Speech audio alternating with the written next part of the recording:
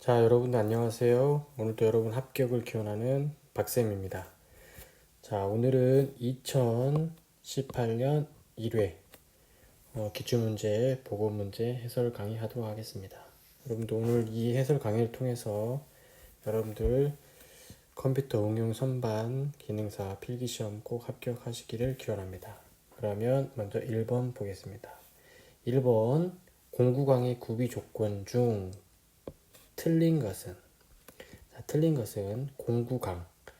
우리가 공구 재료에는 뭐 고속두강부터 뭐 초경합금, 그 다음에 뭐 세라믹, CBN 이런 것까지 여러 가지 공구 재료가 있는데 이런 공구 재료의 구비 조건, 갖춰야 될 조건들이 있습니다. 자, 1번 강인성이 클 것. 자, 2번 내 마모성이 작을 것. 자, 2번이 정답이죠. 자, 내 마모성이 작을 것. 공구강은 내 마모성. 즉 여기 옆에 보시면 내 마모성은 마찰에도 닳지 않는 성질. 즉 마모성이 커야 되죠. 공구 강의는. 그래서 여기 보시는 것처럼 마모성이 작을 것은 틀린 거죠. 자, 3번 고온에서 경도가 클 것. 자, 마찰에 의한 고온이 됐을 때 경도가 어느 정도 커야지만 공구 마멸이 일어나지 않기 때문에 공구강은 고온에서 고온 경도가 커야 됩니다. 또한 열 처리가 쉬울 것. 이런 공구 재료의 구비 조건, 또한 공구 강의 구비 조건은 시험 문제에 상당히 많이 나오기 때문에 여러분들이 잘 암기하시면 좋을 것 같습니다. 뭐 강인성이 커야 되고 내 마모성도 커야 되고 고온 경도가 커야 되고 또한 이 외에 또 뭐 가격이 저렴할 것, 구입이 간단하고 공구로 만들는 성형이 쉬울 것 같은 것들이 공구 재료의 구비 조건이 되겠습니다. 자, 2번 보도록 하겠습니다. 2번 알루미늄 귀석의 합금인 실루민입니다. 실루민의 주주 조직에 나타내는 규소의 거친 결정. 자, 이 거친 결정을 미세화시키고 강도를 개선하기 위하여 계량 처리라는 거 합니다. 여러분들 중요합니다. 계량 처리. 자, 계량 처리는 뭐냐면 문제에도 나와 있듯이 실루민의 주조 조직에 공정점 부근에 조직이 있는데 그 조직이 규소의 거친 조직을 미세화시켜서 나오는 것처럼 강도를 개선하기 위해서 미세시켜서 강도를 개선시키기 위한 처리를 계량 처리라고 하는데 이 계량 처리할 때 들어갈 수 있는 금속이 바로 정답은 나트륨이 되겠습니다. 자, 그런데 그래서 이 계량 처리는 실루민의 공정점 부분의 주조 조직이 크고 매짐성이 있는데 그래서 기계적 성질이 좋지 못하니까 극소량의 나트륨이나 플루아그린 알칼리, 금속 나트륨, 수산화 나트륨 이런 것들을 첨가해서 조직을 미세화시키고 그래서 강력하게 만드는 것을 우리가 계량 처리라고 합니다. 이 처리를 계량 처리라고 하는데 그래서 뭐 계량 처리를 사용되는 것은 바로 1번이 답이고 참고적으로 보면 공정 부분의 조직을 독일 같은 경우에는 실루민이라고 미국 같은 경우는 알펙스라고 합니다. 네, 보통 여러 가지 교과서들을 보면 실루민이라는 단어가 많이 나오기 때문에 실루민보다는 여러분들 계량 처리가 무엇이고 계량 처리할 때 어떤 금속이 사용되는지 그런 것들을 좀 여러분들이 아시면 될 것 같습니다. 또한 이런 알루미늄 합금의 이 강도를 향상시키는 주요 방법은 방금 말씀드렸던 계량 처리, 또한 석출 경화, 시호 경화 등이 있다는 것도 좀 자세히 여러분들이 아시면 될 것 같습니다. 뭐 알루미늄의 합금 강도를 향상시키는 방법이 아닌 것은 해가지고 문제가 나오는 경우도 있으니까 여러분 계량 처리, 석출 경화, 시호 경화 등은 암기하실 필요가 있다고 봅니다. 자, 3번 보겠습니다. 3번. 자, 1번에서 말씀드렸듯이 여러 가지 공구 재료가 있는데 그 중에 여러분들 스텔라이트계, 즉 주조 경질 합금이 있는데 그 주조 경질 합금에 대한 설명으로 틀린 것. 자, 주조 경질 합금도 공구 재료의 한 종류이나 그 대표적인 게 바로 스텔라이트입니다. 스텔라이트. 자, 정답부터 말씀드리면 스텔라이트는 단조품이 많이 쓰인다. 자, 스텔라이트는 이제 뒤에 해설에서 보시는 것 같이 단조를 할 수가 없습니다. 자, 해설 한번 보시면, 자, 주조 경질화품 대표적인 게 스텔라이트입니다. 스텔라이트. 자, 주성분은 텅스텐, 크롬, 코발트, 철이며, 자, 그래서 스텔라이트는 상온에서 고속도광보다 경도는 낮으나 고온에서 오히려 경도가 높아지기 때문에 고속도광보다 고속절상용으로 많이 사용되고 800도씨까지 800도씨까지 어느 정도 경도와 인성을 유지하는데, 가장 중요한 건, 그리고 또 문제가 많이 나오고 자주 출제되는 것은 주조 경질 합금의 대표적인 게 스텔라이트인데, 이 스텔라이트는 즉 단조나 열 처리가 되지 않는 게 가장 큰 특징입니다. 그래서 뭐 스텔라이트의 특징이 아닌 것은 해서 뭐 단조가 된다, 열 처리가 된다 이렇게 되어 있는데, 여러분들 꼭 암기해서 여러분들 문제 푸시면 될 것 같습니다. 자, 4번 보겠습니다. 4번.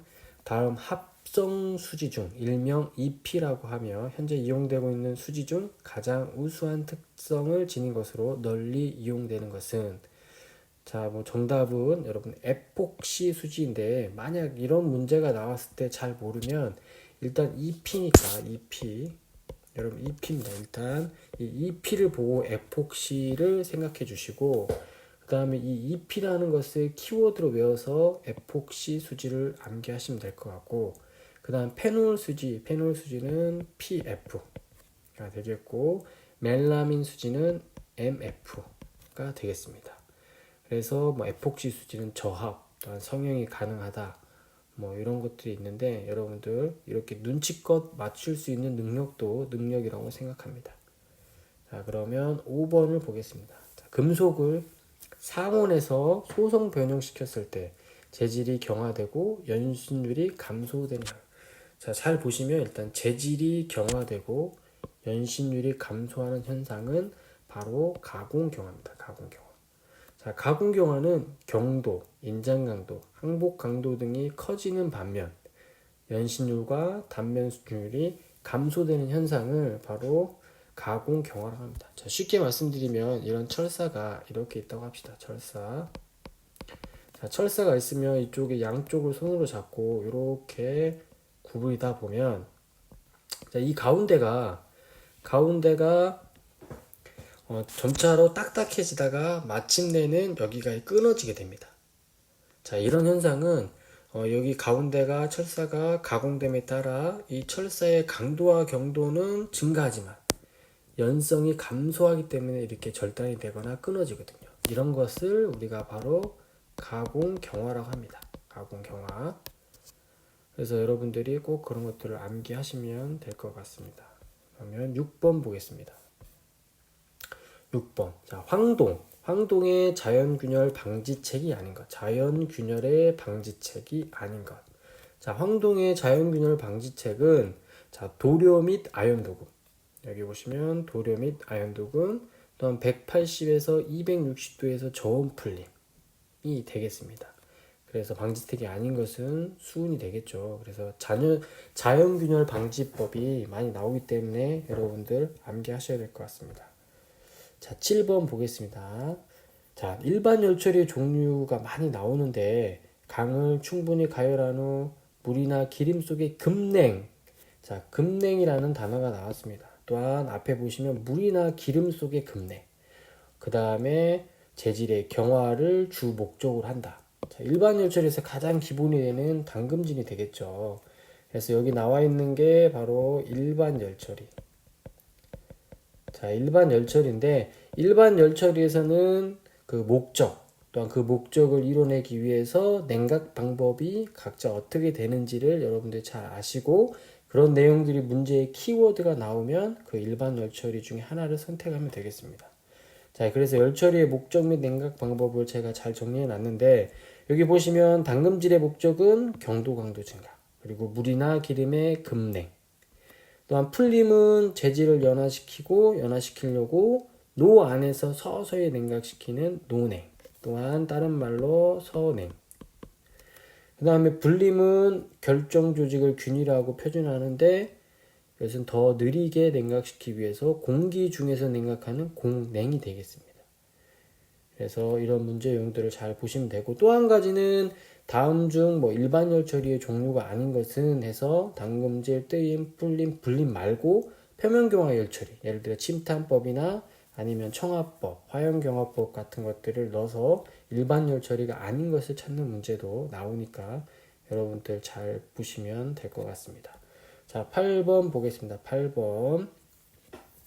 자, 다음 중 핀. 자, 핀입니다. 핀. 핀의 용도가 아닌 것은, 자, 핀의 용도가 아닌 것은, 자, 핀의 용도가 아닌 것 중에 여러분 딱 보시면 일단 정답은 3번입니다. 3번. 볼트의 마모 방지는 핀의 용도와 거리가 멀죠. 자, 첫 번째, 뭐 핸들의 축과 고정, 너트의 풀림 방지, 분해 조립할 때 조립할 부품의 위치 결정. 또한 뭐 다른 뭐 용도도 보면 2개 이상의 부품을 결합하는 기본적인 용도가 있고, 자, 그 중에서 여러분이 중요한 게 이 나사. 자, 이 나사 및 너트의 이완 방지가 할 때 핀을 사용합니다. 자, 먼저 핀의 종류를 간단히 좀 보시면 여기 보시는 것처럼, 자, 평행핀이 있습니다. 평행핀. 그 다음에 이 테이퍼핀. 테이퍼는 50분의 1 정도가 되고, 테이퍼핀 가장 많이 나오는 게 호칭 지름이 가는 쪽의 지름이라는 거. 가는 쪽. 자, 1번하고 2번이 있을 때 2번 가는 쪽의 지름을 테이퍼핀의 호칭 지름을 한다. 그것도 상당히 많이 나오고, 그 다음에 분할핀이 있습니다. 분할핀. 이 두 개가 분할이 되는 이 분할핀인데, 이 분할핀의 호칭 지름도 가는 쪽이 호칭 지름입니다. 호칭 지름. 자, 이 분할핀을 보시면, 분할핀이 어디에 잘 쓰이냐면, 바로 지금 여기 너트가 보입니다. 너트. 이 너트가 뭐 움직이거나 그러면 이완 방지, 너트가 풀릴 수 있는데, 그런 것들을 방지하기 위해서 이 너트에 구멍을 뚫어서, 자, 여기에 이렇게 분할핀을 딱 해서 끝에를 꺾어 놓으면 이 너트가 풀리지 않고 이완이 되지 않도록 만들기 위해서 이 분할핀을 사용합니다. 그래서 핀은 이렇게 나사 및 너트의 이완 방지용으로도 사용되는구나, 여러분들이 알고 계시면 될 것 같습니다. 또 하나 중요한 건 핀 문제에서 많이 나오는 것은 이런 테이퍼 핀이나 분할핀의 호칭 지름은 가는 쪽으로 한다 라는 것들 여러분들이 암기하시면 될 것 같습니다. 자, 그 다음에 9번 보겠습니다. 9번.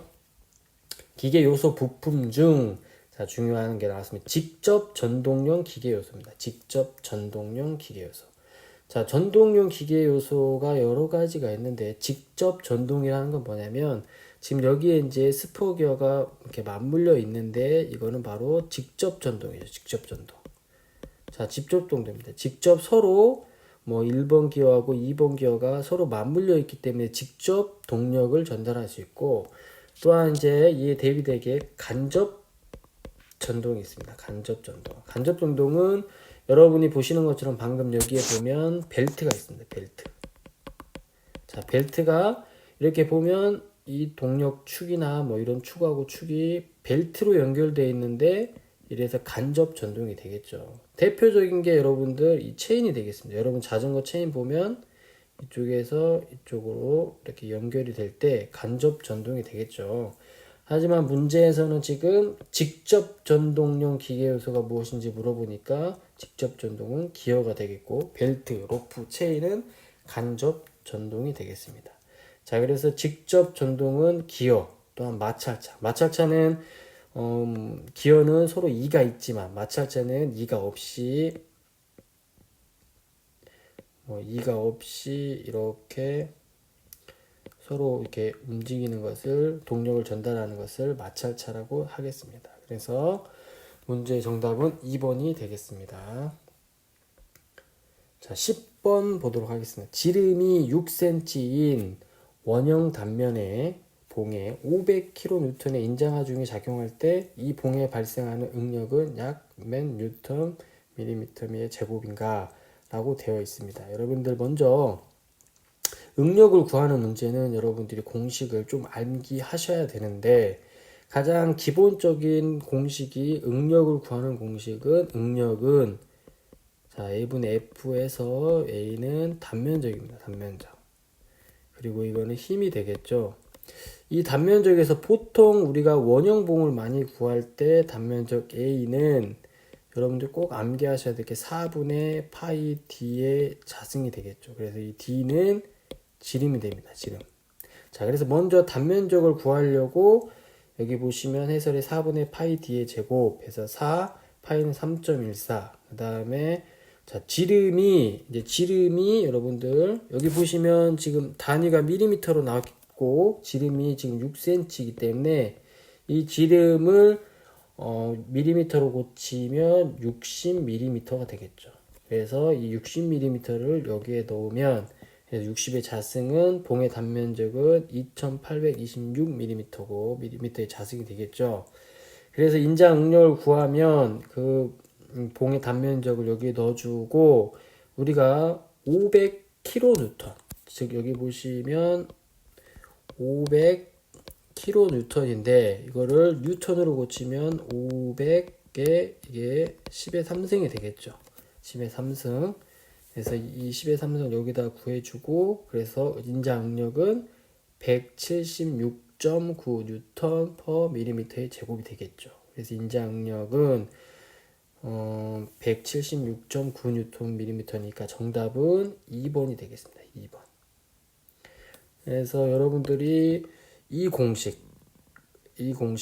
응력은 단면적 분의 F 뭐 인장 응력도 마찬가지고 전단 응력도 마찬가지입니다.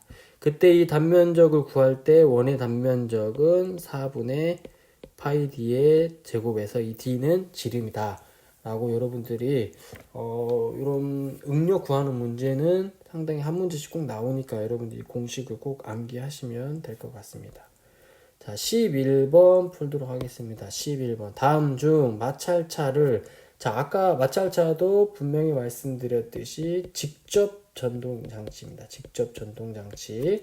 활용하기에 적합하지 않은 것은 자, 마찰차를 활용하기에 적합하지 않은 것. 자, 여기 보면 이제 마찰차가 있는데 자, 마찰차는 자, 이 마찰차가 이렇게 있지만 이 마찰차에 이제 기어 2가 난 것을 우리가 스포기어라고 합니다. 스포기어. 그러면 이 스포기어하고 마찰차하고 서로 비교했을 때 전달한 힘은 이 스포기어가 훨씬 큽니다. 그래서 마찰차를 활용하기에 적합하지 않은 것은 전달할 힘이 클 때는 마찰차보다는 기어를 이용하는 게 훨씬 낫겠죠. 그래서 정답은 2번이 되겠습니다. 2번. 자, 첫 번째, 속도비가 중요하지 않을 때, 또한 회전 속도가 클 때, 두 축 사이를 단속할 필요가 있을 때, 자, 회전 속도가 서로 이렇게 회전 속도가 커도 마찰차는 크게 문제가 없습니다. 또한 가장 마찰차에서 큰 장점은 이 두 축을 단속할 필요가 있다라는 것은 회전하면서도 예를 들어 1번 축을 위쪽으로 빼서 이렇게 1번 마찰자가 위쪽으로 올라가서 돌이 떨어져 있다가 다시 또 붙을 수도 있겠죠. 그래서 이게 단속을 한다고 하는데 이런 필요가 있을 때 마찰차를 사용을 합니다. 그래서 마찰차의 특징도 여러분들 뭐하고 비교해서 보시면 스퍼기어하고 비교해서 여러분들이 특징을 암기하시면 스퍼기어에 비교된 문제들이 많이 나오니까 여러분들이 푸실 수 있을 거라고 생각합니다. 그래서 정답은 2번이 되겠습니다. 자, 12번. 자, 12번 일단 별표해 주시고 베어링의 호칭 번호 문제가 정말 많이 나오기 때문에 여러분들 밑에 있는 표를 꼭 암기하시면서 여러 가지 베어링 호칭 번호에 관련된 문제들을 풀어보시면 금방 여러분들 풀 수 있을 거라고 생각합니다. 자, 12번. 베어링의 호칭 번호가 608. 자, 608입니다. 608일 때 이 베어링의 안찌름은 몇 밀리미터인가? 자, 여기다 일단 608을 써보면 608. 자, 8을 써보면 일단 60이라는 것은 베어링 계열 번호입니다. 베어링 계열 번호. 자, 베어링 계열 번호가 되겠고 8이 바로 안 찌른 번호입니다. 안 찌른 번호.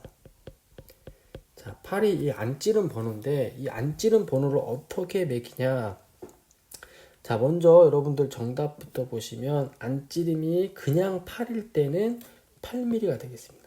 자, 먼저 여러분들 이렇게 보시면 자, 8이니까 10mm 미만일 때는 안찌름의 정수인 경우, 안찌름이 정수 아닌 경우에서 안찌름이 정수인 경우는 예를 들어 2라고 써 있으면 2, 방금처럼 8이라고 써 있으면 8mm가 되고 그냥 2.5라고 써 있으면 2.5를 쓰는데 자, 슬래시를 하고 이렇게 2.5를 씁니다. 자, 이제 10mm하고 20mm 미만은 여러분들이 암기를 하셔야 돼요. 여기는 암기.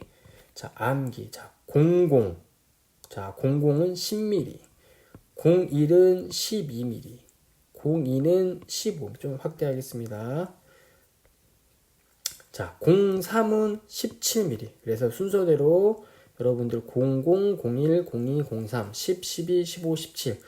이것들은 좀 암기를 하셔야 되고, 자, 20mm 이상부터 500mm 미만은 5의 배수인 경우가 됩니다. 자, 안찌름을 5로 나누면 그 5로 나눈 수가 안찌름이 되는데, 예를 들어, 뭐 40mm라면, 베어링 안찌름이 40mm라면 08이 되겠죠, 08.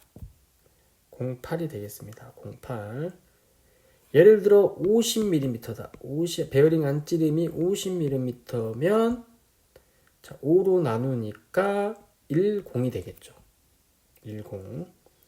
자, 그 다음에 500mm 이상일 때는 슬러시하고 안찌름. 자, 560일 때. 여기 560일 때는 슬러시하고 560이 되겠습니다.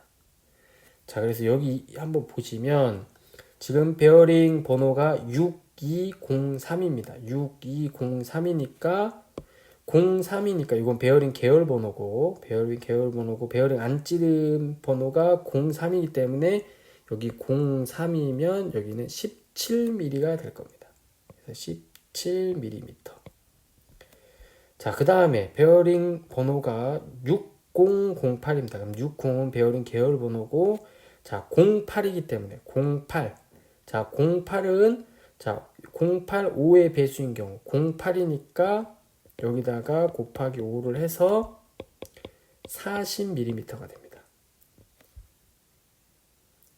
자, 아시겠죠? 그래서 여러분 베어링 안찌름 번호가 상당히 많이 나오기 때문에 여러분들 이 표를 꼭 암기하셔서 문제를 푸시면 될 것 같습니다.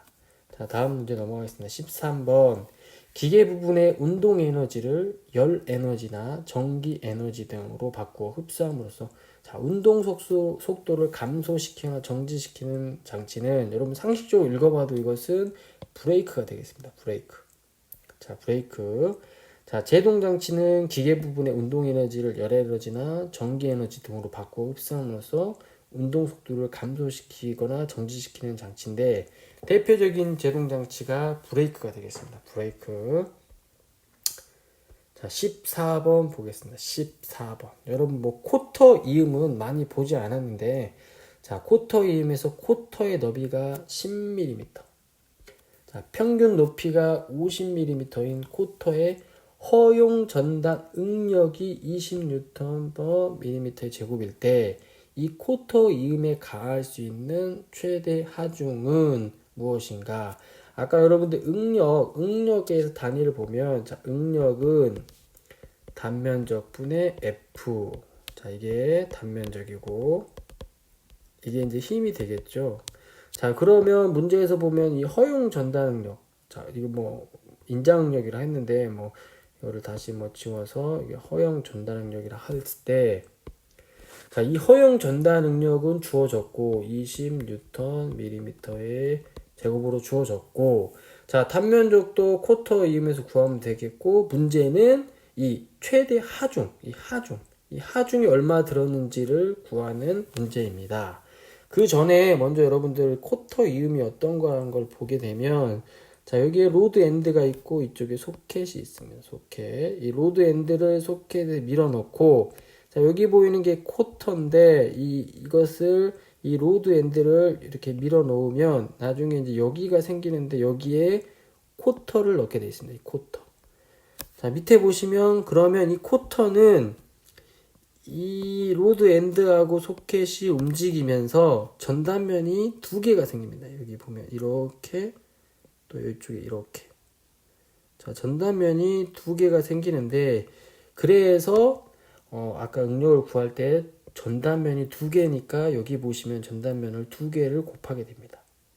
자, 그래서 전단 응력은 두 개의 단면적 분의 최대 하중인데 그래서 이걸 풀면 2에 아까 보면 TH라고 해서 너비하고 높이를 곱해주고 그 다음에 최대 하중인데 이 최대 하중으로 풀면 자 PS는 허용 전단 응력 곱하기 2 곱하기 쿼터의 너비 곱하기 높이가 되겠습니다. 그래서 전단 하중은 20kN이 되겠습니다. 뉴턴. 자, 20kN. 자, 2만 뉴턴인데 여기에 지금 우리가 단위 최종적인 단위는 킬로뉴턴이기 때문에 20kN이 되는 겁니다. 그래서 여러분 쿼터 이음하면 앞으로 여기 그림을 좀 생각하셔서 아 쿼터가 저런 거구나 생각하시면 될 것 같아요. 정답은 2번이 되겠습니다. 2번. 자, 15번 보겠습니다. 15번. 자, 15번 보도록 하겠습니다. 15번. 자, 표준 스퍽의 이수가 40개. 이수가 40개입니다. 모듈이 3인. 자, 여기서 잘 보셔야 될 게 뭐냐면 소재의 바깥지름입니다. 바깥지름. 자, 우리가 피치원 지름을 구하는 게 아니라 소재의 바깥지름입니다. 바깥지름. 자, 여기 보면 이제 우리가 보통 외우는 게 DMZ시죠. 비무장지대 BMZ인데 얘는 바로 피치원 지름이죠. 피치원 지름. 자, 먼저 이 피치원 지름을 구하면 M이 모듈이니까 모듈이 3. 자, 모듈이 3 곱하기 수가 40이니까 120mm가 됩니다. 자, 120mm가 됩니다. 피치원 지름이 120mm인데 자, 바깥 지름은 어떻게 구하느냐? 바깥 지름은 바로 피치원 지름의 EHK. 자, EHK는 피치원 지름의 EHK는 바로 HK. HK는 자, 이 끝 높이인데 HK는 바로 모듈하고 같습니다. 자, 모듈하고 같기 때문에 자, HK는 바로 모듈하고 같습니다. 자, HK는 모듈하고 같기 때문에 이 HK 자리에 모듈을 넣으면 바로 120 더하기 2 곱하기 3은 126mm가 되겠습니다. 그래서 바깥지름은 126mm. 정답은 2번이 되겠습니다. 2번. 자, 16번 보겠습니다. 16번. 삼각법에 관련된 문제들은 꼭 한 문제씩 나오니까 여러분들이 수시로 문제를 잘 풀어보시면 되겠습니다. 그림과 같은 정면도와 우측면도에 가장 적합한 평면도. 자, 평면도를 위에서 보는 거죠. 정답은 1번이 되겠습니다. 자, 17번 보시겠습니다. 스프링 도시 방법. 자, 스프링 제도에서 스프링 도시 방법에 관한 설명으로 틀린 것은 자, 4번에 보시면 자, 코일 스프링, 볼루트 스프링 및 접시 스프링은 일반적으로 무하중 상태에서 그리며 자, 여기까지는 맞지만 겹판 스프링 역시 일반적으로 무하중 상태에서 그리는 게 아니라 겹판 스프링은 스프링판이 휘어진 상태가 아니라 스프링판이 수평인 하중 그대로 그립니다. 자, 겹판 스프링이 뭐 이렇게 여러 가지가 있지만 자, 여러 가지인데 얘가 이렇게 휘어진 상태에서 스프링을 도시하는 게 아니라 이렇게 평평한 상태에서 스프링을 도시한다고 여러분들이 생각하시면 될 것 같습니다. 그래서 정답은 4번이 되겠습니다. 자, 18번. 자, 다음 그림에서 A에서 D에 관한 설명으로 가장 타당한 건 틀린 게 아닙니다. 타당한 거. 타당합니다. 자, 먼저 정답부터 보시면 선 A는 자, 이 선 여기 A는 물체 이동 한계의 위치를 나타낸다. 자, 여기 보면 밸브를 점점 돌리면 이 밸브 돌리는 것이 위로 올라가겠죠. 그래서 이동 한계 위치를 나타내는 게 맞고, 자, 2번을 보시면 B. 자, 선 B는 도형의 숨은 부분을 나타내는 것이 아니라 선 B는 여기 보면 밸브 관이 있기 때문에 이 관의 중심선을 나타내는 겁니다. 중심선. 자, C. 자, C는 대상이 앞쪽 형상을 가상으로 나타낸 게 아니라 C 부분은 자, 이 C 부분은 부분 단면도로 나타내기 위해서 파단선을 그린 겁니다. 파단선. 자, 그 다음에 D는 대상면의 평면임을 나타내는 게 아니라 바로 단면 부분을 나타내기 위해서 해칭이 되겠죠. 해칭. 자, 해칭이 되겠고, 참고로 이렇게 평면을 나타낼 때는 우리가 가는 실선으로 X를 이렇게 칩니다. X. 자, 그럼 뒤에 가서 문제 보시면 풀 수 있을 것이라고 생각됩니다. 다음 문제 19번 문제입니다. 19번. 자, ISO 규격에 있는 미터 사다리꼴 나사입니다. 미터 사다리꼴 나사의 표시 기호는 자, 미터 사다리꼴 나사는 우리가 케이스 B0200에 보면 미터 사다리꼴 나사는 TR로 표시하게 되죠. 정답은 2번 되겠습니다. 자, M은 뭐냐? 우리가 가장 많이 쓰이는 미터 나사가 되겠습니다. 미터 나사. 자, M은 우리가 잘 나타내는 미터 나사. 자, 미터 나사가 되겠고, 자, 그 다음에 UNC는 자, 유니파이 보통 나사가 되겠습니다. 유니파이 보통 나사. 우리가 ABC 나사라고 하죠. 그래서 뭐 A 뭐 아메리카, 미국, 그 다음 B 영국, C 캐나다 세 개 나라가 협정을 맺어 만든 나사 우리 ABC 나사라고 하는 걸 UNC를 유니파이 보통 나사라고 하며 자, R은 관용 나사 중에 관용 테이퍼 나사 중에 테이퍼 수 나사를 나타냅니다. 정답은 2번인데 참고로 여러분들이 좀 보셔야 될 게 자, M은 미터 나사인데 미터 나사에도 두 가지 경우가 있어요. 미터 보통 나사가 있고 미터 가는 나사가 있는데 자, 호칭 방법을 보시면 M8은 그냥 미터 보통 나사고 자, M8 뭐 곱하기 2라든지 뭐 곱하기 3이라든지 이 뒤에 곱하기 2가 붙은 것을 우리가 미터 가는 나사인데 이 뒤에 붙는 것은 피치라고 보시면 됩니다. 피치, 나사 피치 이렇게 보시면 될 것 같습니다. 자, 20번 보겠습니다. 자, 스프링 관련된 문제인데 20번. 자, 그림과 같은 스프링 장치의 W이 200N. 자, 200N입니다. 200N. 하중에 매달리면 처짐은 몇 센치, 자, 센티미터면 센치, 몇 센치가 되는가? 단 스프링 상수 K1은 자, 여긴 15, K2는 35가 되겠습니다. 자, 먼저 여러분들이 봐야 될 게 직렬이냐 병렬이냐를 봐야 되는데 지금은 병렬입니다. 병렬. 자, 병렬이죠. 자, 먼저 여러분들 여기를 좀 보시면 자, 여기를 보시면 지금 스프링이 그려져 있는데 스프링 상수 K가 있고 무게인 W가 있으면 자, 이게 무거워서 스프링이 늘어나겠죠. 자, 그때 이 늘어난 양 우리가 늘어난 양을 변형량이라고 합니다. 변형량. 자, 이때 관계를 보게 되면 자, 이때의 관계를 보게 되면 스프링 상수 K는 자, 하중 W를 늘어난 양으로 나눠주게 되어 있거든요. 그러면 먼저 이 스프링 상수, 즉 병렬일 때 이 스프링 상수 K를 구하고 자, 이 하중은 나와 있으니까 그 구한 거에서 이 식을 이용해서 이 늘어난 양을 구하면 충분히 여러분이 구할 수 있을 거라고 생각합니다. 그러면 병렬일 때 스프링 상수 총 스프링 상수. 자, 제가 표현할 때 이렇게 표현합니다. 병렬이니까 병자. 자, 병렬일 때 총 스프링 상수는 바로 K1 플러스 K2가 되니까 총 스프링 상수는 15 더하기 35는 바로 50이 되겠습니다. 50 뉴턴 센티미터가 되니까 자, 총 병렬일 때 총 스프링 상수 50을 구하고 자, 50입니다.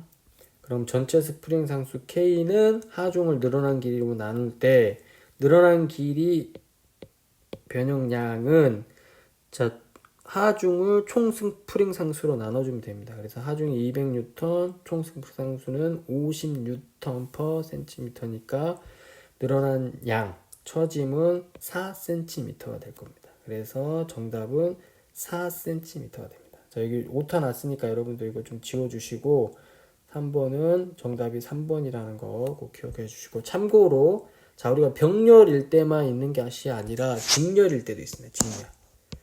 자, 이렇게 직렬로 연결되어 있을 때 스프링 상수 구하는 것은, 자, K 직분의 1은 K1분의 1, K2분의 1. 그래서 정리를 하면 직렬일 때 총 스프링 상수는 분모가 K1 더하기 K2, 분자는 K1 곱하기 K2가 되겠습니다. 자, 그래서 이렇게 스프링에 관련된 문제를 풀어보셨고 넘어가겠습니다. 자, 한 가지 더 먼저 말씀드리면, 자, 이제 조합 스프링이 있습니다. 조합 스프링. 자, 지금 여기 보시는 것처럼, 자, 왼쪽에는 직렬로 두 개 연결되어 있고 오른쪽에 하나가 있는데, 자, 이쪽에 서로 직렬일 거지만 이 1번하고 2번 K3 스프링하고는 병렬 관계가 될 겁니다. 그래서 이 1번에서 직렬 관계일 때 스프링 상수 하나를 구하고 총 스프링 상수를 구하고, 이 직렬일 때 이 스프링 상수하고 K3하고 병렬 관계일 때 스프링 상수를 구해서 여러분들이 문제를 푸시면 될 것 같습니다. 21번 도면에서 다음 종류의 선이 같은 장소에 겹치게 될 경우 가장 우선순위가 높은 것은, 자, 상당히 많이 나오는 것인데 선의 우선순위 먼저 정답부터 보시면 절단선이 되겠습니다. 절단선. 자, 절단선이 되는데 여기도 보시면 선의 우선순위는 자주 출제되니 반드시 암기하라고 제가 적어놨는데, 자, 암기 팁을 우리가 다 외울 수 없으니까 첫 자만 따서 외우게 됩니다. 그래서 여러분들 뭐 화장실이나 아니면 뭐 잠잘 때 자주 보는 곳에 한번 적어 놓으시면 금방 외울 수가 있습니다. 한번 따라해 보시면, 자, 외숨 절중무 파치해. 자, 외숨 절중무 파치해. 자, 외형선, 수문선, 절단선, 중심선, 무게중심선, 파단선, 치수선, 해칭선. 자, 이것들보다 제일 먼저 우선시 되는 게 바로 숫자, 문자, 기호는 제일 우선됩니다. 그래서 이 외형선 앞쪽에 있겠죠. 그래서 여러분 꼭 선의 우선순위는 중요하니까 외숨, 절중무, 파치해 꼭 암기하셔야 될 것 같습니다. 자, 22번 보겠습니다. 가공 모양의 기호 중 가공으로 생긴 컷의 줄무늬, 자, 줄무늬 방향 기호를 나타내는데, 동심원에 동심원 모양을 표시하는 기호는, 자, 우리 동심 서클이나 센터인데 정답은 3번이 되겠습니다. 3번.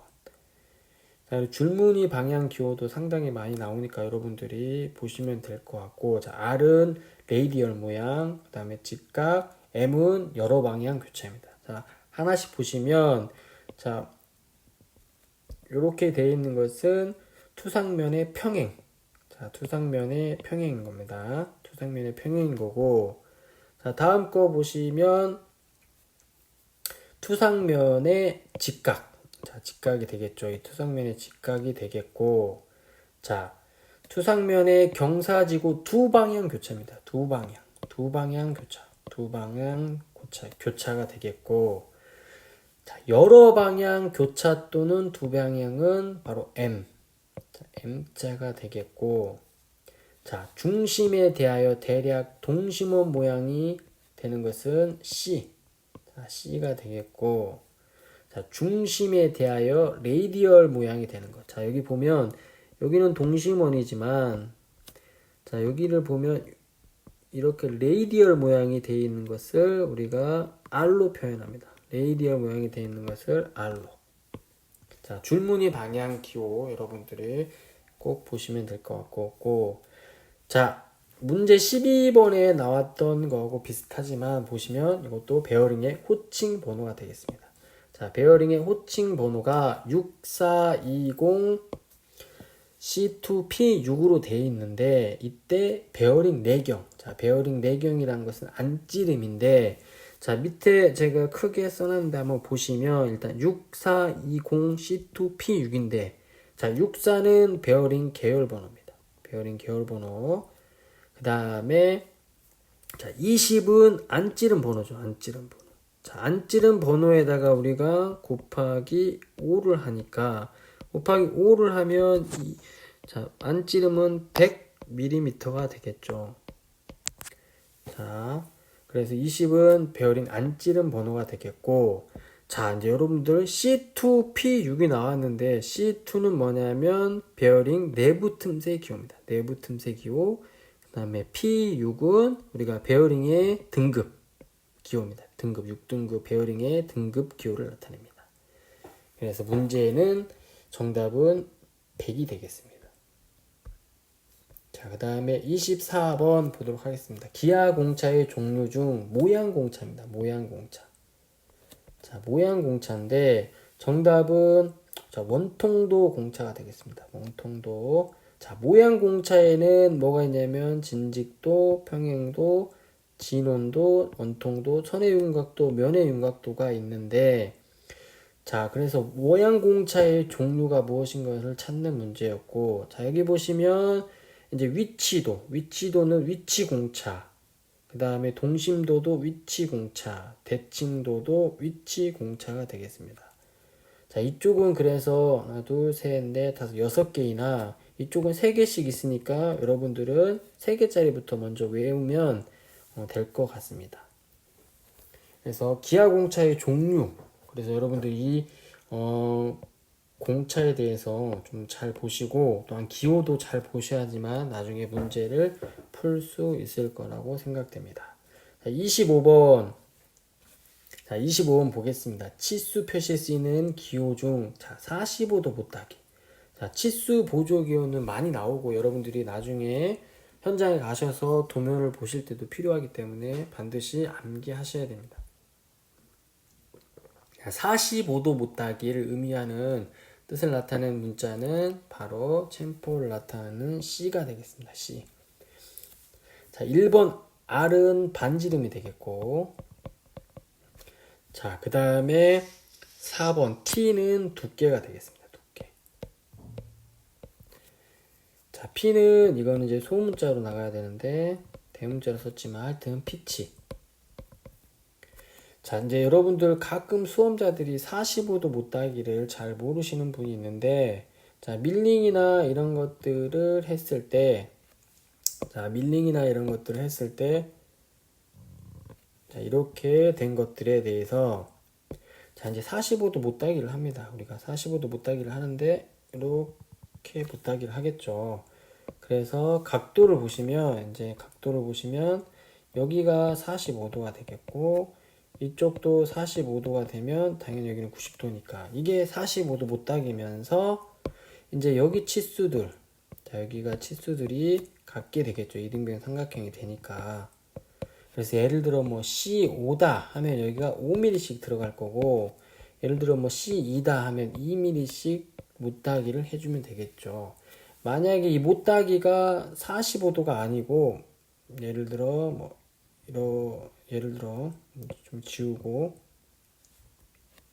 자, 지우고 이렇게 해서 45도 못따기가 아니고 이렇게 했을 때는 C라는 것들을 못 쓰죠. 얘는 45도일 때만 쓰기 때문에 그래서 그런 것들을 좀 여러분들이 참고해서 알아두시면 될 것 같습니다.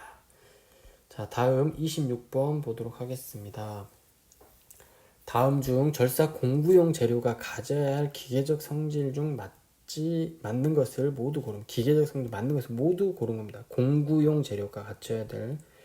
자, 먼저 보시면 뭐 기역, 디귿, 니을은 다 맞는 말이나 니은은 취성은 여러분들 무슨 성질이냐면 잘 깨지는 성질입니다. 잘 깨지는 성질을 우리가 취성이라고 하는데 이 공구용 재료가 잘 깨지면 안 되겠죠. 또 고온 경도라는 건 뭐냐면 높은 온도에서 어느 정도의 경도를 유지하라는 것이고 내마멸성은 여러분들 마찰이 일어났을 때 마멸이 되지 말라는 그래서 내마모성하고 같은 뜻입니다. 그래서 정답은 기역, 디귿, 니을 3번이 되겠습니다. 그래서 절삭 공구가 갖춰야 될 구비 조건들 많이 나오기 때문에 여러분들이 암기하셔야 됩니다. 자, 27번.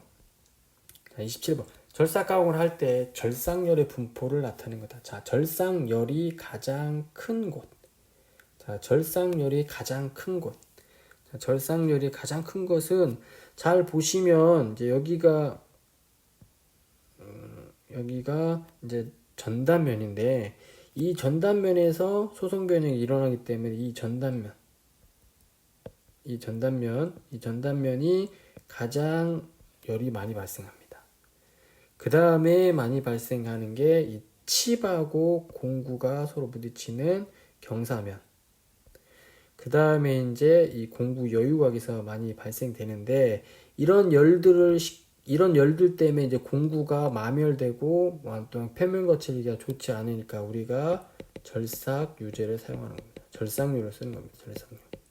자, 그래서 가장 열이 많이 발생하는 곳은 바로 A가 되겠습니다. A가.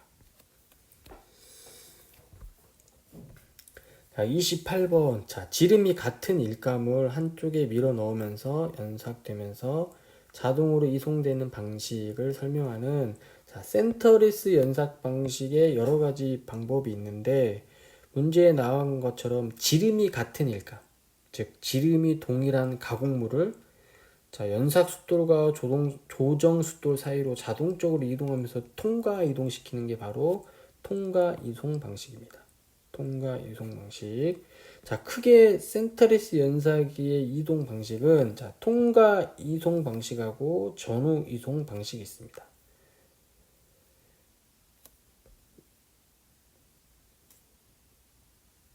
자, 통과 이송 방식하고 전후 이송 방식이 있는데 자, 통과 이송 방식은 보는 것처럼 자, 지름이 동일한 가공물을 자, 이렇게 보면 지름이 여기 이렇게 동일한 지름 예를 들어 지름이 이렇게 동일한 것들이 있겠죠. 동일한 것들을 통과 이송, 조정速도로 바퀴를 한 2에서 5도 정도, 뭐 2에서 한 5도 정도 틀어가지고 자동으로 앞으로 이송되게끔 만든 게 통과 이송 방식이고, 자, 전후 이송 방식은 자, 연삭 숫돌의 폭보다 짧은 가공물을 뭐 이렇게 해가지고 윤곽이 있는 형태 가공물을 이송이 곤란한데 이런 것들을 전후로 이송하면서 하는 것을 바로 전후 이송 방식이라고 하겠습니다.